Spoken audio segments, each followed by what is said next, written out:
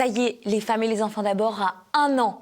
Chaque mois, je suis ravie de sortir cette émission pour vous, mais ce mois-ci, encore plus particulièrement, vous vous en doutez. Alors, merci pour votre fidélité. Cette émission, elle existe aussi grâce à vous. Et je crois que l'on peut dire que c'est un très joli succès. N'hésitez pas à nous faire grandir, je le rappelle à chaque fois, mais vous pouvez partager les émissions des femmes et des enfants d'abord autour de vous, à votre famille, aux parents de votre entourage et même aux grands-parents. N'oubliez pas d'ailleurs, comme à chaque fois, de cliquer aussi sur le pouce en l'air juste en bas de cette vidéo. Cela aide son référencement. On se retrouve d'ailleurs ce mois-ci pour aborder une thématique difficile qui mérite d'être partagée, qui est essentielle. Il s'agit de la pédocriminalité. Nous sommes à quelques jours de l'élection présidentielle et la défense des enfants est plutôt absente du débat public, comme vous allez le voir. Manque de moyens, absence de volonté politique, c'est ce dont nous allons discuter avec la présidente d'Innocence en danger et avec un commissaire divisionnaire honoraire passé par la brigade de la protection de la famille, la fameuse ex-brigade des mineurs. Et du côté des victimes, quelle prise en charge ? Comment évoluer et se protéger quand on a vécu des sévices sexuels? Quel est le rôle des parents également? Eh bien, ce sera l'objet de la deuxième partie de cette émission qui se conclura, comme à notre habitude, sur une note un peu plus légère avec la fameuse sélection de livres pour vos enfants d'Anne-Laure et de Valérie. Allez, pour les enfants, en avant, c'est parti pour les 1 an des femmes et des enfants d'abord.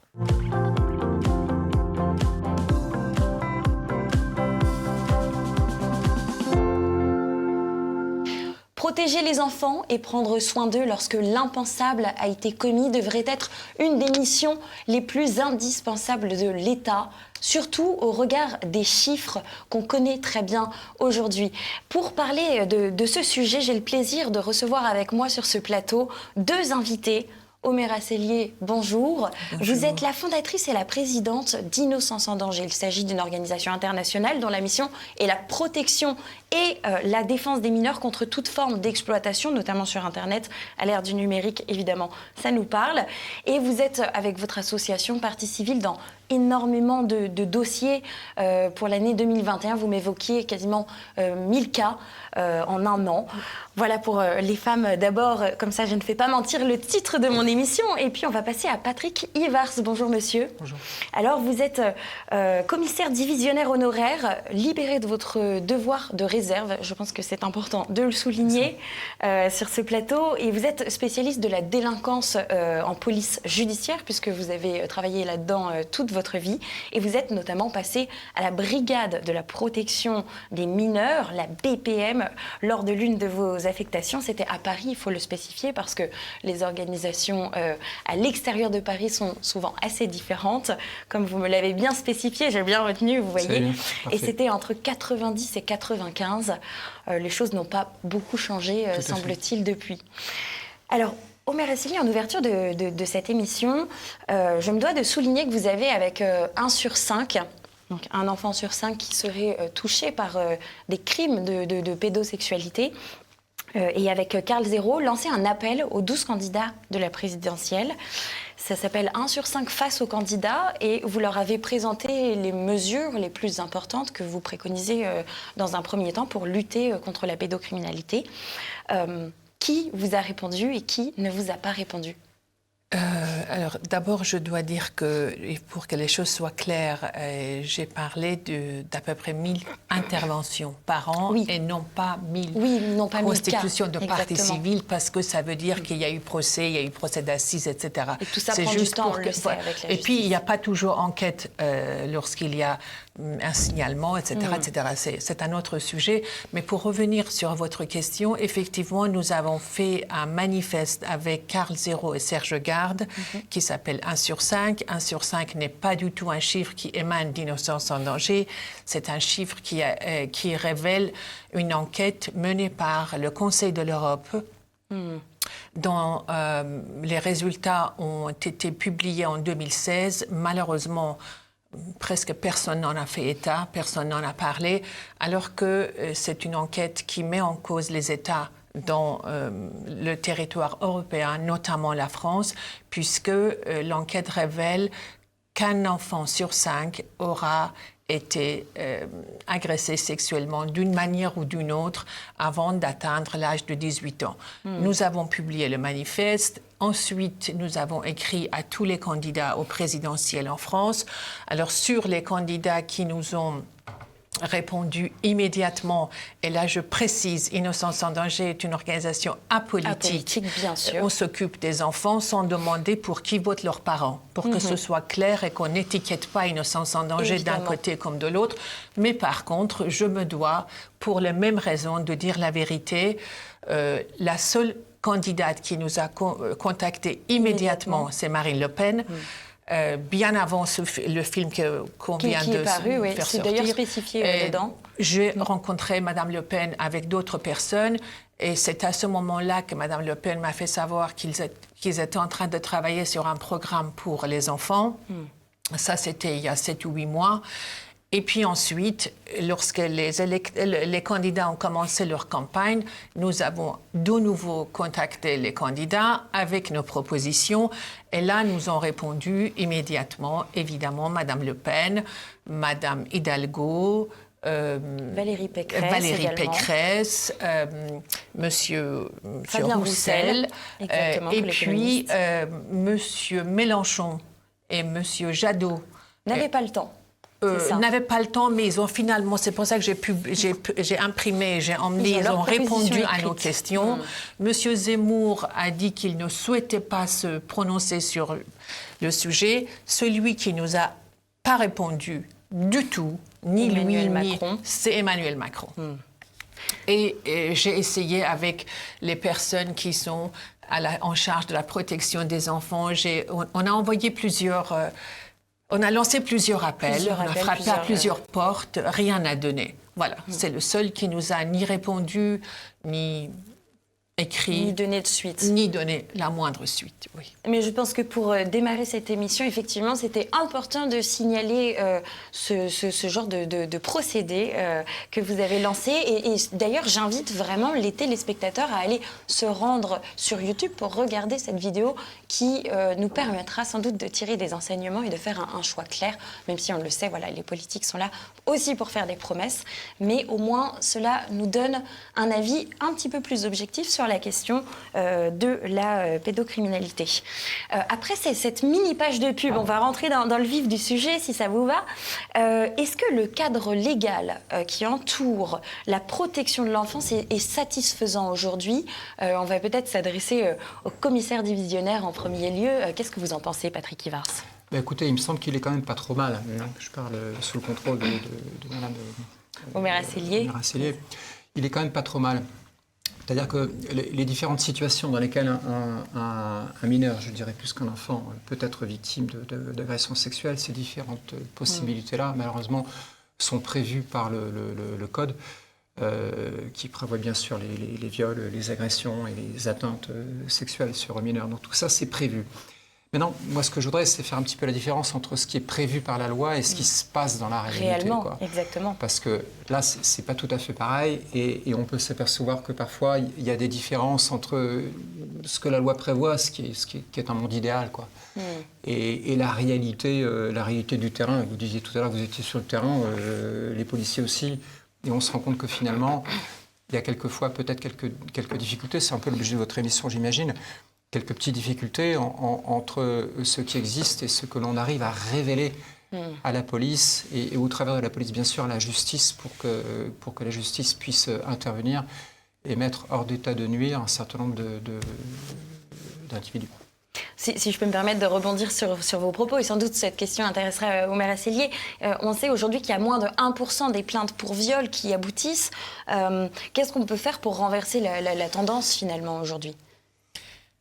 Écoute, avec votre permission, parce que je suis sûre que vous auriez des choses à dire sur le sujet aussi. Alors, c'est une question très importante, mais la réponse serait trop générale si on devait en 20 minutes parler d'un sujet aussi vaste, surtout dans un contexte comme le contexte français, où les choses vont très, très, très mal, parce que ça fait des années que des évidences ne sont pas respectées. Et comme le disait Monsieur Patrick Ivas, entre ce qui est écrit dans les livres de la loi, entre ce que dit la loi et l'application de la loi, il y a malheureusement des écarts immenses. Il y a des lois qui simplement manquent, il y a des lois qui mesurent d'être renforcées, il y a des lois qui doivent être clarifiées pour ne pas que le magistrat ou le procureur, ceux qui doivent rendre justice au nom du peuple français,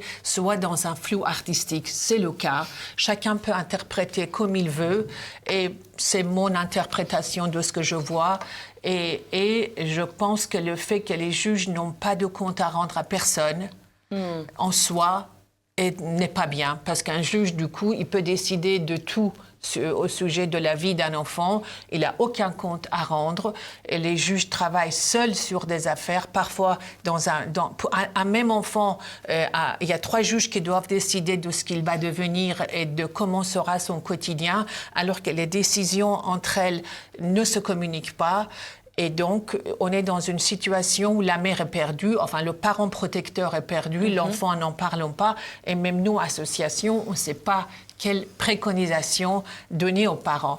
Donc, il y a un nettoyage à faire. Il y a des propositions très bien par les avocats. S'ils sont élus, celui qui est élu doit les appliquer, en tout cas. C'est un manquement de la justice, vous diriez, Patrick Ivars, ou un manque de moyens tout court? Alors, c'est un peu plus compliqué que ça, si vous me permettez. Alors, effectivement, vous mettez en évidence le fait que la justice, ça soit pas forcément toujours juste et qu'en tout cas, ça soit très compliqué à comprendre. Je suis entièrement d'accord avec vous. La justice, elle est parfois incompréhensible. À savoir que c'est une administration, en fait, mais qui est peut-être un peu lourde, complexe à appréhender quand on est à l'extérieur de ce monde-là. Et c'est vrai, pas uniquement pour les mineurs victimes de violences sexuelles. C'est généralisé dans la société française. C'est vrai pour tout, parce que, bon, peut-être que si un magistrat était là, il pourrait nous donner un point de vue qui serait un peu différent, mais en tant qu'ancien policier, je me suis aperçu que la justice, c'était un petit peu la loterie, quoi. C'est quelque chose qui est très aléatoire, effectivement, en fonction des personnes, des magistrats eux-mêmes, et aléatoire en fonction des endroits où vous vous trouvez. Tout à fait. Pourquoi ? Parce que si je prends l'étape qui précède l'étape strictement judiciaire, je vois ce que je connais moi, qui est l'étape policière. Et l'échelon policier, c'est-à-dire le premier échelon. C'est-à-dire que quand vous allez vous plaindre de quelque chose, 9 fois sur 10, vous allez d'abord au commissariat. Exactement. Vous pouvez écrire au procureur, mais de toutes les façons, vous revenez par la case police. Et là, c'est... Peut-être parce que je défends la police, je dirais que c'est un peu moins l'administration que la justice. Ouais, voilà, j'en ai été. Mais voilà. Je suis à la retraite maintenant, mais j'ai encore beaucoup d'affection et beaucoup d'estime pour mes collègues qui sont encore sur le terrain. Je dirais que la police fait ce qu'elle peut avec les moyens qu'elle a. Et par rapport à votre question, est-ce qu'elle manque de moyens ? Ça dépend où. Parce que sur Paris, forcément, on voudrait toujours plus d'effectifs, mais à Paris, on a la grande chance d'avoir la brigade de protection des mineurs, la BPM. La BPM, c'est quelque chose comme à peu près 100 fonctionnaires qui ne font que ça, qui sont spécialisés dans ce domaine-là et qui, de fait, acquièrent une technicité qui est quand même très, très bonne. Mais si vous leur demandez s'ils ont besoin d'effectifs et de moyens, ils vous diront oui, bien sûr, on a toujours besoin de plus de moyens humains, plus de moyens matériels, bien sûr. Évidemment, et puis les menaces se répandent aussi, parce que maintenant, elles ne sont plus spécialement uniquement dans la rue, elles se trouvent aussi sur Internet, il faut réorganiser des tas de choses, en fait. Alors, ça a toujours existé, ça a toujours existé, et il y a toujours eu une compétence à la brigade de protection des mineurs, qui est le service où j'ai travaillé pendant 5 ans, comme vous le faisiez remarquer tout à l'heure. Ça remonte à longtemps, mais ça n'a pas tellement changé. L'état d'esprit est le même. Il y a toujours eu cet aspect national et voire international. À savoir que les pédophiles, on n'est plus dans le cercle familial, hein, on est dans le monde extra-familial, des agressions sexuelles, des prédateurs sexuels qu'on peut trouver partout. Alors aujourd'hui, avec la technicité, les moyens informatiques qui sont à notre disposition, on a ça sur Internet, bien évidemment. Il y a quelques années, ça n'existait pas, mais les pédophiles se mettent à jour en matière de compétences techniques. Il y a toujours eu cette vision au-delà du monde de la famille et du monde de l'environnement immédiat des mineurs. Il y a toujours eu cette vision sur les techniques diverses et variées et sur l'étranger. Je garde en mémoire, mais juste pour l'anecdote, je garde en mémoire une histoire que nous avons traitée à la brigade des mineurs quand j'y étais, où des pédophiles étaient installés tout à proximité d'orphelinats en Thaïlande. Et forcément, ça nous amène à nous rendre compte de quelque chose qui est assez évident, c'est que les pédophiles, vous voulez retrouver là où il y a des mineurs. Hein. Bien sûr. C'est-à-dire que vous retrouverez rarement des pédophiles dans un EHPAD. Il peut y en avoir, mais a priori, ce n'est pas ce qu'ils cherchent. Mais par contre, dans une structure où vous avez des enfants, des écoles, faut le dire, des colonies de vacances, des orphelinats, c'est là où vous les trouvez, hein, que ce soit en France ou ailleurs. Donc c'est là où il faut chercher, c'est là où les policiers spécialisés cherchent. Avec Innocence en danger, justement, vous avez eu une des propositions qui est retrouvable dans le manifeste 1 sur 5, qui permettrait d'avoir accès justement à ce casier judiciaire des crimes sexuels qui auraient été commis. Oui. Exactement. Est-ce que vous pouvez nous en dire un peu plus? Bien sûr, bien sûr. D'ailleurs, ce qui est bien, c'est que ce fichier qui se nomme FIJAES fait presque consensus chez tous les candidats que nous avons rencontrés. Aujourd'hui, à l'heure actuelle, ce fichier concerne les personnes qui ont été condamnées à plus de 5 ans pour avoir commis des crimes de nature sexuelle envers les enfants. Or, sa consultation n'est pas obligatoire et il faut avoir été condamné à plus de 5 ans. Est-ce que ça se retrouve dans le casier judiciaire? Pardonnez-moi l'interruption. Attendez, s'ils sont dans le fichier, c'est dans leur casier judiciaire. Nous demandons depuis, c'était à l'époque de François Hollande, je me souviens que nous sommes allés voir quelques ministres pour demander à ce que, d'une part, la consultation de ce fichier soit obligatoire par toutes les entités, entreprises qui doivent embaucher des adultes pour s'occuper des enfants, des mineurs, obligatoire et pas facultative. Et deuxièmement, très important, c'est que dans un pays comme la France, où il y a très facilement des classements sans suite, où il y a très facilement des non-lieux, où même s'il y a condamnation, c'est souvent avec beaucoup de sursis, en tout cas des peines de prison au-delà de 5 ans dans les crimes de nature sexuelle, on en connaît peu. Ce qui fait que beaucoup de prédateurs ne sont pas sur ce fichier, même s'ils ont été condamnés d'une manière ou d'une autre à du sursis ou pas sursis sur le fichier. Pour moi, il faudrait que toutes les personnes qui ont été condamnées, quelle que soit leur condamnation, soient sur ce fichier, et il faudrait que la consultation de ce fichier soit rendue obligatoire. Ce qui, par exemple, dans le cas de la petite Angélique qui a été kidnappée, violée et tuée, aurait changé les choses. Angélique probablement serait aujourd'hui vivante si cela existait à l'époque où ça s'est passé. Bien sûr. Vous aviez une remarque à faire, je crois. Oui, peut-être une remarque en ce qui concerne ce fichier, le fichier des infractions judiciaires à caractère sexuel, donc le FIJAES dont vous parlez.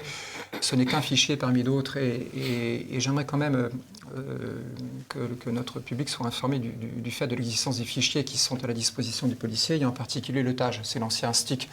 Ça, c'est les acronymes policiers. L'ancien STIC est devenu TAJ, traitement des antécédents judiciaires.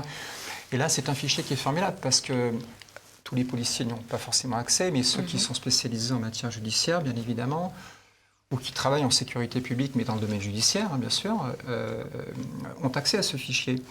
Et ce fichier-là, il est formidable parce qu'à partir de votre écran d'ordinateur, vous avez non pas les condamnations judiciaires, le casier judiciaire et autres, qui, moi, ne m'intéressent pas, parce que quelquefois, des gens sont enlevés, c'est pas très intéressant. Par contre, le TAJ est un fichier dans lequel sont reportés l'ensemble des personnes qui ont été placées en garde à vue. Et ça, c'est beaucoup plus large. C'est-à-dire que l'infraction ait été transmise au parquet, ensuite classée sans suite, que l'enquête ait été transmise au parquet, classée sans suite ou pas. On sait que de toute façon, il y a eu cette garde à vue. Et on sait pourquoi elle a été placée en garde à vue. Et on sait quel est le service qui a traité le dossier.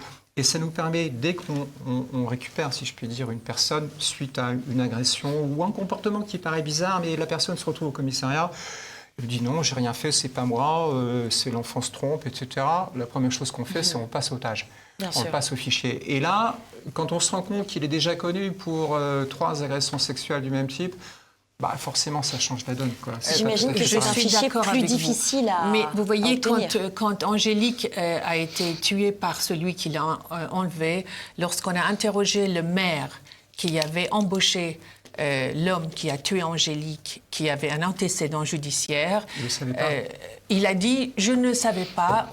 Quand on lui a dit, il y a des fichiers, ah mais j'étais pas au courant. Il n'avait aucun Donc, moyen de le ce savoir. que je veux dire par là, c'est que ces fichiers, même s'ils existent, Il faudrait que ce soit plusieurs, obligatoire. il faudrait en que somme. leur consultation soit absolument obligatoire et non pas que par le corps policier.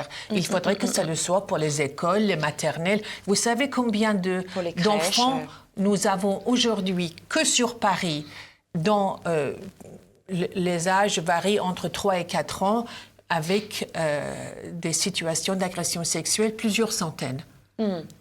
Ces sûr. enfants-là, ils grandissent avec quelque chose qui n'est pas, qui a tué leur innocence, qui a tué leur enfance.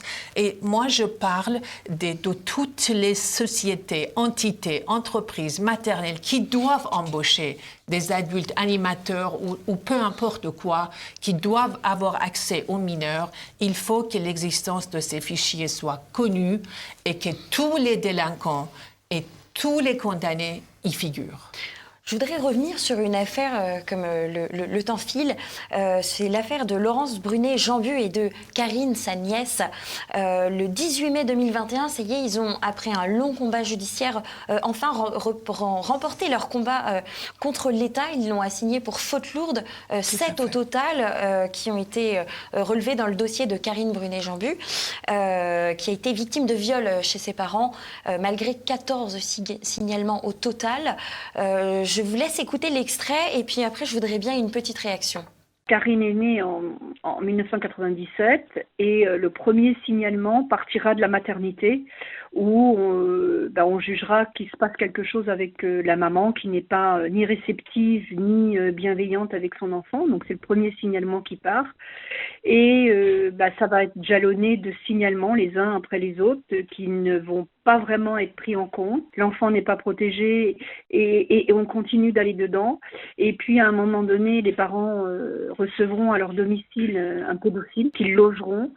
Et malheureusement, il abusera de Karine à volonté, c'est-à-dire que l'enfant étant à disposition, il pourra en abuser comme il en avait envie au moment où il en avait envie. Donc il y avait des signalements de ma part, il y a eu des signalements de l'hôpital, il y a eu des signalements des services sociaux qui ont considéré à un moment donné que les choses ne pouvaient plus aller comme ça. Et malgré tout, l'enfant n'a jamais été placé, jamais retiré à la garde de ses parents. Quand moi, je l'ai eu à la maison, on a voulu me la retirer, considérant que je n'étais pas apte à m'en occuper. C'est le paradoxe, en fait. Le cas de Karine, malheureusement, dans l'association dans laquelle je suis présidente, c'est des centaines d'enfants, hein. Je dis bien des centaines d'enfants qui vivent la même chose qu'a vécu Karine, c'est-à-dire qu'ils sont soit laissés chez des parents violents, soit laissés ou remis à leur agresseur, voilà. Donc c'est l'aberration, en fait, de ce qui se passe aujourd'hui, et on ne sait pas pourquoi. Il y a des décisions qui vont pas dans le bon sens et à un moment donné, oui, il faut aller dire à la justice, vous n'avez pas bien fait votre travail. Pas pour sévir, pas pour punir les magistrats, et ça n'a jamais été mon but, mais pour leur dire, réfléchissons ensemble, et est-ce qu'on peut pas faire autrement? Et c'est quoi protéger un enfant aujourd'hui? Et c'est quoi la protection de l'enfance aujourd'hui? C'est quoi un enfant en danger? Quelles sont les définitions? Et où est la parole de l'enfant? Et pourquoi est-ce qu'elle est si mal prise en compte aujourd'hui? Une motivation à la hauteur des enjeux, à la hauteur de la souffrance de Karine, mais à la hauteur aussi des futurs enjeux de oui, on n'a pas bien fait notre travail, et oui, c'est passé des choses pas bien, et la présidente de la cour de la session vraiment a motivé ce jugement au-delà de mes espérances personnellement, et je pense que les avocats ont été aussi particulièrement surpris par la motivation, très travaillée. C'était un jugement vraiment très travaillé, mais ça voulait dire qu'elle avait vraiment, vraiment étudié le dossier qui faisait plus de 160 pages. Hein. L'assignation était de 160 pages et vraiment travail remarquable de la Cour d'appel de Paris. Remarquable. Une affaire qui finit bien après des années de combat quand même et de lutte acharnée contre la justice. Qu'est-ce que ça vous évoque, ce cas-là? Moi, ça m'évoque une catastrophe totale, quoi. Déjà parce que Je connais un petit peu ce dossier-là. J'ai lu le livre qui a été écrit par... Signalement aux éditions Ring, ouais, exactement. voilà, tout à fait. Mais c'est affolant, quoi, parce que quand on voit ça, on s'aperçoit qu'on est tous passés à côté de la réalité, de ce qu'il fallait faire. Les services sociaux, déjà, la police, la gendarmerie, les magistrats, personne n'a rien compris, personne n'a rien vu. Et cette gamine a vécu l'enfer. Alors que c'est ce qu'on disait au début de l'émission, le cadre légal, tout existe, tout est prévu, mais ça c'est la théorie. Puis dans la pratique, voilà, on a Karine. C'est tout. Je suis très heureuse que Laurence ait pu obtenir cette condamnation pour ce que ça veut dire. C'est des condamnations symboliques. Nous avons également réussi à faire condamner la France pour faute lourde dans l'affaire de la petite Marina Sabatier. Qui également, elle est décédée, Marina, elle est décédée malheureusement à l'âge de 9 ans alors qu'elle avait été torturée pendant des années. Et de nouveau, personne n'a rien vu, sauf sur les 60aines de personnes qui sont venues au procès d'assises témoigner, seuls 2 avaient agi.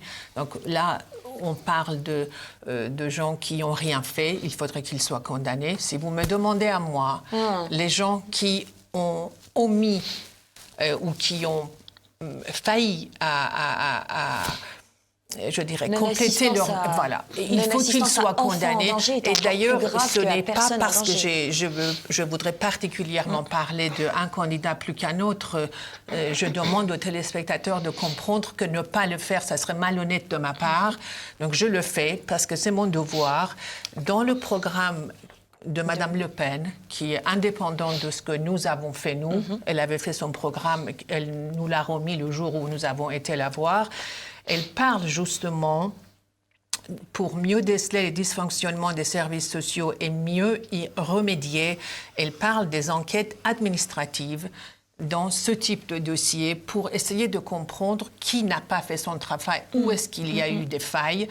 Mais également, ce que dit Madame Laurence Jambu me fait penser à une autre mesure qui est dans le programme de Madame Le Pen, qui est favoriser le placement chez un membre de la famille autre que les parents.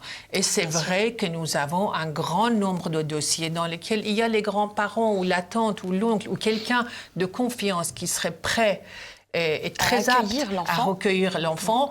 Eh bien non, on les place dans les familles d'accueil qui sont entre nous, visitées que tous les 26 ans, donc c'est-à-dire tout peut... Dans des centres un peu glauques, quoi. Hein. Exactement, dans des centres où de nouveau tout peut se passer, viol, fugue, tout, drogue, etc. Donc vous voyez, il y a vraiment beaucoup de travail. D'ailleurs, justement, ça me fait penser qu'aujourd'hui, on parle beaucoup des violences qui sont faites aux femmes. Est-ce que ce n'est pas l'arbre qui cache la forêt, finalement, des violences faites aux enfants? Moi, c'est une vraie question que je me pose. Alors, si vous permettez, de mon point de vue policier... c'est pas amusant, c'est pas ce que je veux dire, mais ce qui est un peu étonnant, c'est que vous avez en matière de police sans arrêt une priorité qui chasse l'autre. Exactement. Sans arrêt. Alors on vous dit, au gré de l'actualité, hein. Bien sûr. Là maintenant c'est les attentats. Là, alors, ça va être ça. À la faveur d'un fait divers souvent dramatique, on vous dit, la priorité c'est l'enfance en danger. Et à la faveur d'un autre fait divers, on va dire la priorité, c'est les violences faites aux femmes. Et puis après, on va dire c'est la lutte contre les stupes. Et puis après, on va vous dire c'est la lutte contre le terrorisme. Et puis après, voilà. Ce qui fait que finalement, les policiers sont habitués à ce qu'une priorité chasse l'autre. Tous les 4 ou 5 mois, il y a une nouvelle priorité. Alors, ça ne veut pas dire qu'on met de côté la protection de l'enfance quand c'est une priorité. Mais ça veut dire aussi que, vu du point de vue policier, on ne sait plus où donner de la tête. Parce que les priorités se cumulant les unes avec les autres, ça veut dire plus d'effectifs et plus de moyens, là aussi, c'est ça. Quand une mission est prioritaire, ça veut dire qu'on va vous renforcer en effectifs. Exactement. Et là, c'est une bouffée d'oxygène pour les chefs de service dans la police qui voient arriver un peu plus d'effectifs, ce qui leur permet de tenir le coup. Mais le problème, c'est que quand ils sont prioritaires, mais avec 3 mois, 4 mois de retard sur un événement qui est passé sous silence, enfin qui n'est plus d'actualité, parce qu'un autre événement est devenu prioritaire, et ben les effectifs, c'est plus pour eux. Et leur mission... Donc on vous a promis quelque chose que vous n'avez pas en plus, donc la déception, elle doit être terrible, j'imagine. Mais c'est un petit peu ça, parce que j'imagine, quand vous êtes à la brigade de protection des mineurs, et puis on vous dit, vous êtes prioritaire, vous allez donc avoir des effectifs et des moyens. Éventuellement, puis, en plus, on prévoit de faire avec et on se retrouve à faire ça. sans. Et puis, après, quand les effectifs promis n'arrivent pas, on vous dit « Ah ben non, parce que maintenant, c'est la priorité, c'est la lutte contre les stupes ou c'est la lutte contre le terrorisme, qui sont des priorités que tout le monde comprendra. Ça, c'est pas un problème. Mais quand les effectifs que vous attendez ne vont pas chez vous, mais vont à la DGSI, vous dites, qui s'occupe du terrorisme en particulier, vous dites, bah mince, et elle est où ma priorité? Comment je fais pour avoir une action prioritaire si je n'ai pas les moyens dont j'ai besoin pour faire en sorte que mon domaine soit prioritaire? Bon, c'est un peu le problème de la police sous l'angle matériel. Peut-être un mot pour la fin, Oumera Selyes, Écoutez, que le temps file. Merci. Je voudrais quand même dire que pour les candidats qui ne se sont pas intéressés à la question des enfants, j'estime qu'on ne peut pas être un chef politique d'un pays quand on n'aime pas ses enfants. Parce que les enfants d'aujourd'hui sont les adultes de demain. Exactement. Et qu'investir dans la santé mentale, physique des enfants, c'est investir dans l'avenir du pays. Donc déjà ça, je voudrais dire qu'il y a 16 millions d'enfants, il y a 16 millions d'individus, de Français de moins de 18 ans. Donc pour les candidats qui se sont totalement désintéressés de la question, je ne le comprends pas. Donc j'ai envie de dire aux Français, votez, mais votez pour des candidats qui aiment la France et qui aiment les enfants de ce pays. Parce que sinon, on va dans le mur. On peut dire ce qu'on veut, mais un chef politique qui ne s'occupe pas de l'avenir d'un pays n'est pas un chef politique et n'aime pas le pays. Merci beaucoup pour ce mot de la fin qui me paraît absolument parfait. Merci pour vos éclairages sur ce sujet qui reste compliqué, qui reste lourd et on pourrait passer des heures dessus et qui est trop occulté. Ça, on le retiendra de nos jours. Je vous remercie infiniment pour votre présence sur le plateau des femmes et des enfants d'abord et je vous dis à très bientôt. Merci.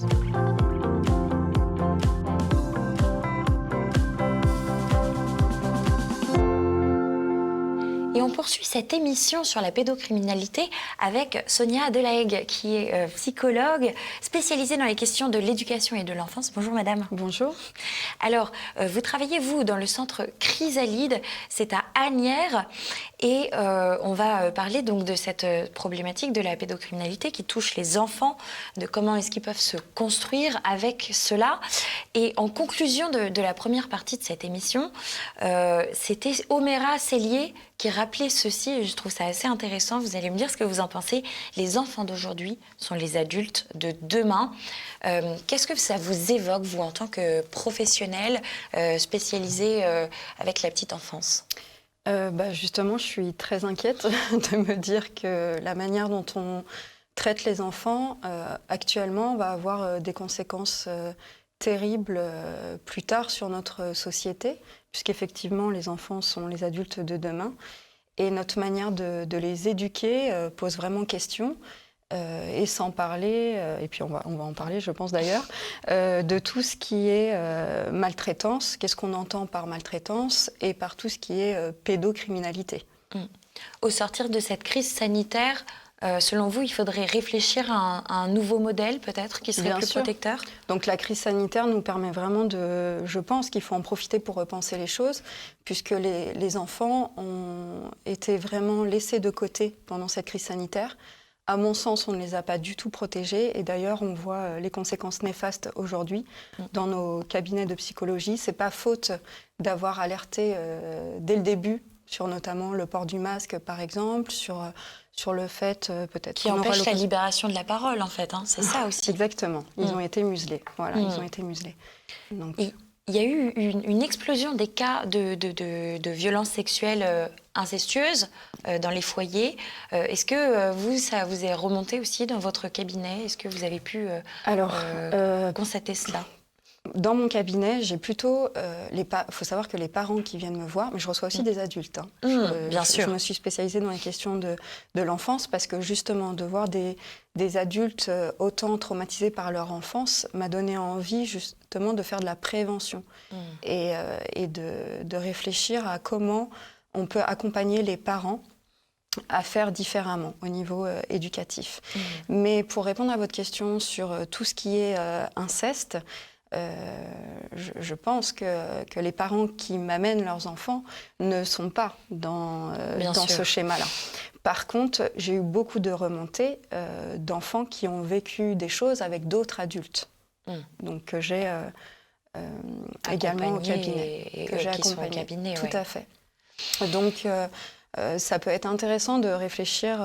Les parents se demandent beaucoup, mais pourtant, on leur avait dit qu'il ne fallait pas se laisser faire, que ce sont des parties intimes, et il ne nous en a pas parlé, on l'a appris par hasard, parce que souvent les familles découvrent des années plus tard, par l'intermédiaire d'autres familles qui ont pu porter plainte, que leur enfant avait également été agressé sexuellement. Là, on tombe des nues, j'imagine. En plus. Oui, et les parents se demandent pourquoi les enfants ne disent rien, se taisent. Et donc c'est là où je pense qu'il faut se poser la question de notre manière d'éduquer les enfants, parce qu'on les éduque vraiment à obéir et à répondre aux attentes des adultes dans notre société. Et bien, justement, j'ai un petit extrait. J'ai interviewé Françoise Rochet, qui est une artiste jongleuse professionnelle. Elle a été agressée sexuellement, elle, 2 fois, dans le contexte familial d'abord, par son grand-père, elle avait 5 ans, et puis par un entraîneur australien de jonglage entre 8 et 10 ans. Je vous propose d'écouter ça tout de suite et on en reparle juste après. La première chose que j'ai commencé par faire, c'est d'ignorer tout ce qui s'était passé, de le minimiser, de faire comme si tout ça, ça n'était pas arrivé, et puis de me dire, bon, allez, c'est pas grave, voilà, je jonglais. Je jonglais déjà, donc ça, c'était vraiment ma bouée. Et du coup, les années passaient et tout ça, mais un jour, quand j'ai vu effectivement ma petite nièce, à l'âge de 5 ans, je dis, mais comment c'est possible, quoi? Ça m'a vraiment fait un gros choc. Et ça aide aussi peut-être à libérer la parole de voir sur les autres, on se dit, mais enfin, comment est-ce qu'on peut toucher une enfant de 5 ans? C'est assez... C'est choquant, c'est vraiment choquant. On vous agresse, mais vous n'y attendez pas du tout. Moi, j'étais dans un moment de joie extrême. Ça fait 2 heures que je m'entraîne pour essayer un petit peu de savoir jongler avec 3 bâtons. Évidemment que je suis heureuse, je lui saute au cou et tout ça. Et là, voilà, il m'agresse, quoi. C'est très... on est dans un immobilisme total, quoi. J'étais paralysée. Cette agression, ces agressions, en réalité, vous nous en avez parlé très tard, finalement, ça s'est fait par étapes, la libération de la parole. Et il y a cette expression que vous utilisez, c'est vraiment la boule de silence, la boule qui reste coincée là, et aussi cette expression qui est très employée par les agresseurs, ce sera notre petit secret. Oui, c'est ça, c'est que tout est construit autour de cette intention de l'agresseur, évidemment, que l'enfant ne parle pas. Et donc, l'enfant, il est dans la soumission, il est dans l'adulte, il doit obéir à l'adulte. Hein. Quand on est un petit enfant, on obéit à son grand-père. Et du coup, il y a cette espèce de... Oui, c'est vrai que moi, j'ai imagé ça comme une petite graine qui grandit très très fort, une graine du silence qui s'impose à vous en tant que victime. Et ensuite, on ne trouve pas la porte de sortie. C'est la victime qui devient responsable du fait de faire exploser sa famille. C'est-à-dire qu'on prend conscience en grandissant, à l'adolescence, tout ça, on analyse, oui, mais moi, si je me mets à parler, qu'est-ce qui va se passer derrière? C'est vraiment compliqué. Donc, vous devenez responsable alors que c'est vous la victime. Sonia Delegue, on a entendu des mots qui étaient très clairs, des mots soumission face à l'adulte qui est dominant. Qu'est-ce qui se passe dans le cerveau d'un enfant qui est victime d'un abus sexuel face à un adulte qui est en plein abus de pouvoir en réalité? Là déjà, on entend que le cerveau disjoncte. Donc le cerveau va avoir besoin de se protéger en se disant, bon, c'est pas grave, elle le dit, c'est pas grave, on passe à autre chose, on oublie, etc. Et puis finalement, tout ça lui revient lorsque elle-même, en tant que Tati, je crois. Exactement, ouais. Elle a une petite fille de 5 ans à s'occuper. Et donc, elle se rend compte de là qu'elle est responsable de la protection de sa nièce. Et elle se rend compte de l'âge elle-même qu'elle avait, de la fragilité de cette petite fille. Mais quand elle l'a subi, elle était juste un enfant objet, c'est-à-dire c'est quelque chose dont les enfants ont l'habitude d'être des objets. au risque de choquer beaucoup de monde, moi je pense qu'au contraire, ne plus enseigner l'obéissance à l'enfant, c'est le protéger. Pourquoi ? Parce que obéir, c'est se soumettre à une autorité supérieure et peu importe ce qu'on nous demande et peu importe si les ordres vont à l'encontre de nos valeurs profondes ou portent atteinte à notre intégrité physique ou morale ou à celle des autres, on a appris à obéir. Et l'obéissance repose toujours sur la peur. Donc la peur de perdre l'amour qu'on nous porte, la peur de ne pas être conforme, la peur de ne pas répondre aux attentes d'un adulte, la peur d'être sanctionné, d'être puni, la peur de perdre des privilèges, la peur de perdre des libertés, la peur de perdre un être cher, parce qu'on peut voir des pédocriminels aussi qui vont dire, voilà, si tu parles, je m'en prendrai à tes parents, des choses comme ça. Donc, de toute manière, à l'origine, l'enfant, il est vraiment traité comme un objet. Et je pense que c'est ça qu'on doit changer maintenant dans notre manière d'éduquer les enfants, c'est arrêter de les traiter comme des objets. Et il faut les aider à comprendre qu'ils doivent avoir une position de sujet et qu'il est possible pour eux d'aller vers des adultes bienveillants. Encore faut-il qu'ils les repèrent et que tous on se mette à changer par rapport aux enfants, parce qu'on leur demande vraiment d'obéir et pour ça on utilise des outils dits éducatifs qu'ils reçoivent au quotidien en permanence. Notamment en France, c'est très pratiqué. Tout ce qui est menaces, récompenses, privations, mise à l'écart, exclusion. On voit dans les écoles beaucoup d'exclusion d'enfants de leur classe, des privations de récréation, des choses comme ça. Si un enfant montre un comportement qui ne semble pas adapté, l'adulte ne va pas creuser, ne va pas chercher à savoir mais qu'est-ce qu'il a ? Est-ce qu'il y a de la souffrance en lui ? Qu'est-ce qui ne va pas dans cette agitation, dans ce repli sur soi, voire des comportements agressifs ? L'adulte va très rapidement, au contraire, sanctionner l'enfant pour qu'il réponde parfaitement aux attentes. Donc dans ces conditions, l'enfant ne peut pas se plaindre, ne peut pas se débattre face à l'autorité et ni se confier, puisqu'il n'est pas face à un guide protecteur, mais il est face à des adultes qui sont très autoritaires, une autorité écrasante. En tant que parent, quelles sont les clés qu'on peut mettre en place pour agir en amont, avant les agressions qui peuvent arriver aux enfants? On le sait, les chiffres sont énormes. Un enfant sur 5 qui sera victime de violences sexuelles en tout genre, c'est monstrueusement énorme. Qu'est-ce qu'on peut mettre en place face à de potentiels agresseurs pour que les enfants soient plus résistants et puissent se protéger eux-mêmes? Alors d'abord, dans un premier temps, je pense que c'est vraiment important de se dire que pour offrir une éducation bienveillante à son enfant, il faut, parce que c'est ça qui permet à l'enfant d'être un sujet et pas un objet, c'est de recevoir une éducation bienveillante. Malgré les paroles, je vais casser un peu les paroles de mes collègues psychologues qui parfois parle d'enfant roi, etc. Ça, c'est bon. Un enfant roi, il faut qu'on cesse de parler de ça. Un enfant roi, c'est pas un enfant qui est protégé. C'est un enfant qui est laissé à l'abandon devant une télévision, voilà, avec un par paquet exemple. de chips, en quelque sorte. Voilà. Donc ça, c'est pour l'aparté, pour dire que, en fait, une éducation bienveillante, c'est une éducation avec des règles, mais avec des règles beaucoup plus fermes et cohérentes, sensées, qui s'appuie souvent sur des réflexions même scientifiques, de se dire ce sont des règles de protection. Donc, dans une éducation bienveillante, on va poser des règles dans l'objectif de protéger l'enfant uniquement. Ça va être des règles, par exemple, sur l'alimentation, sur le sommeil, sur les écrans, sur la sécurité physique, sur l'hygiène. Et ça, donc, ça permet de faire un enfant sujet. Il n'y a pas besoin de menacer l'enfant. On peut le rendre responsable de son propre développement en lui expliquant pourquoi là on lui dit non, pourquoi ce sont des règles de protection.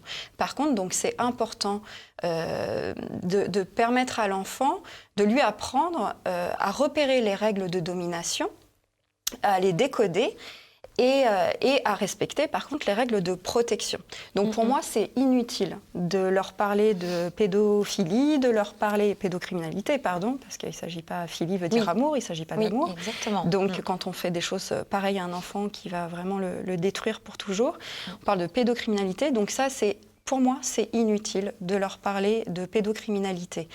C'est inutile de leur donner certains livres pour sensibiliser, etc., de leur mettre des images mentales, alors même que certains enfants n'ont jamais vécu ça et n'ont pas besoin d'en parler. Par contre, ce qui est important, c'est de leur permettre de se développer en tant que sujet. Donc, j'invite les parents à cesser toute forme de règles de domination et à devenir vraiment des parents protecteurs, des guides protecteurs qui permettront à l'enfant de se sentir à l'aise pour se confier.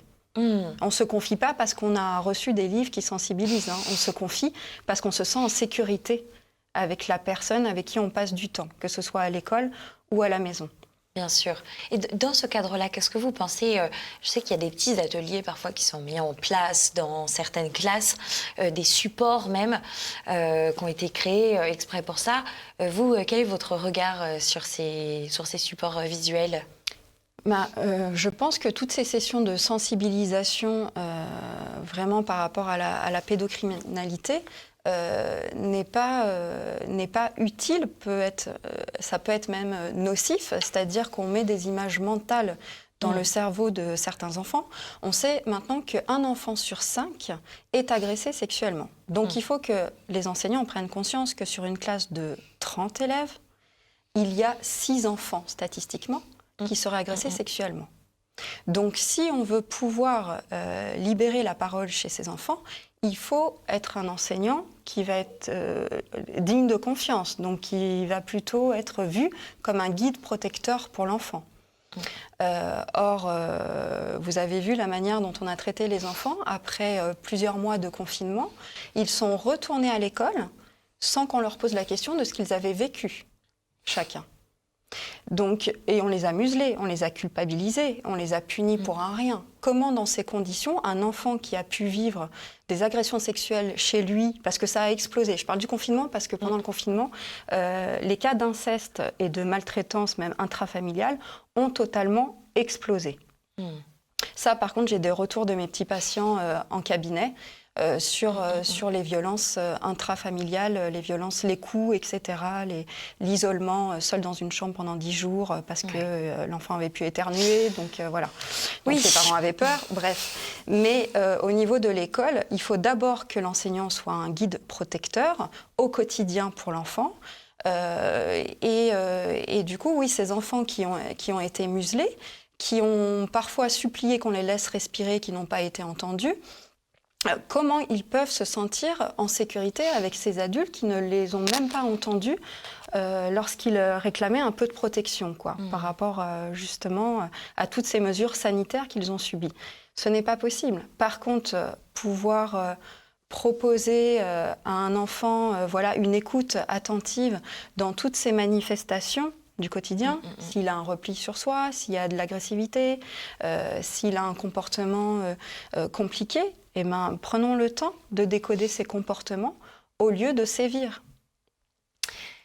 Merci beaucoup Sonia Delahaye pour ces éclairages, je pense ces pistes de réflexion même qui doivent être menées par chacun, qui le jugera nécessaire du moins. Je vous remercie infiniment d'être venu sur le plateau des femmes et des enfants d'abord. Et puis je vous dis à très bientôt, j'espère. Avec plaisir, merci.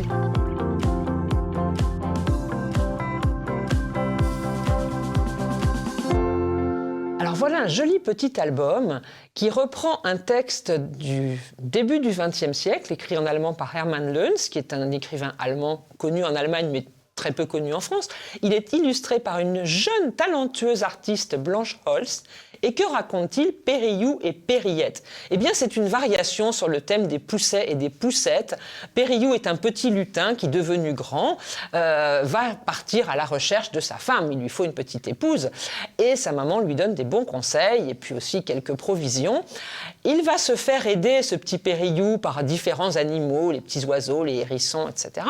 Et quand il va arriver pas loin de sa Périette, eh bien, c'est encore une sorcière qui va lui bloquer le chemin. Donc là, il va faire appel à tous les petits animaux à qui il a rendu service au préalable, qui bien sûr vont l'aider et tout se finira bien. Alors ce qui est très amusant, c'est qu'en fait, on a l'impression que c'est un petit scénario pour jouer avec des coquilles de noix, avec des pétales de fleurs, avec des petites brindilles, pour jouer au pied d'un arbre quand le printemps arrive. Et ce sont vraiment ces jeux d'enfants d'autrefois que Blanche Holtz nous invite finalement, avec cette plume d'Hermann Luns, à retrouver, à partager avec nos tout petits. Amusez-vous avec des petits objets comme ça trouvés dans la nature. Et ces contes de fées, ces contes de lutins, eh bien, ils seront tout à fait appropriés pour créer des petits scénarios et s'amuser au moins un après-midi au fond du jardin. Voilà, bonne lecture. Je vous laisse découvrir Périllou et Périllette, un conte qui a vraiment, vraiment encore beaucoup de succès auprès des petits. À bientôt.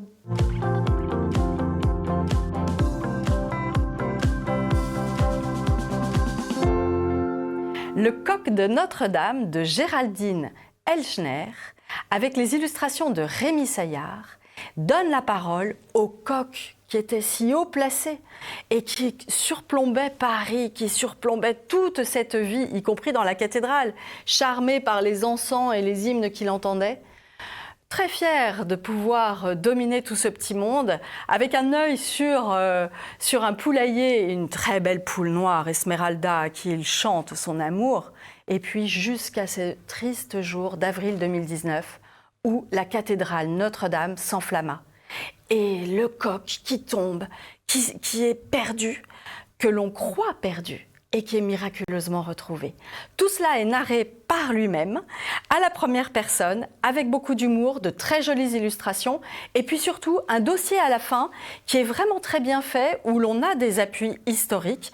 On apprend que dans ce coq qui avait été remis en 1860, pesant 30 kilos, en cuivre majestueux, on avait glissé des reliques.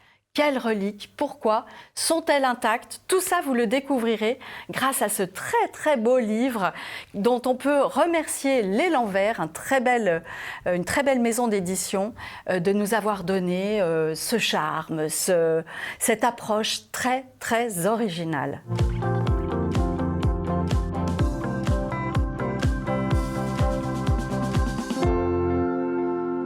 Merci à tous d'avoir suivi cette émission. On se quitte avec cette image de Fabuleuse au foyer, un compte Instagram et Facebook également que je vous recommande chaudement, qui parle des phrases, cette fois-ci sur cette illustration, des phrases de maman ou de papa. Vous savez, celles qu'on dit plusieurs fois par jour.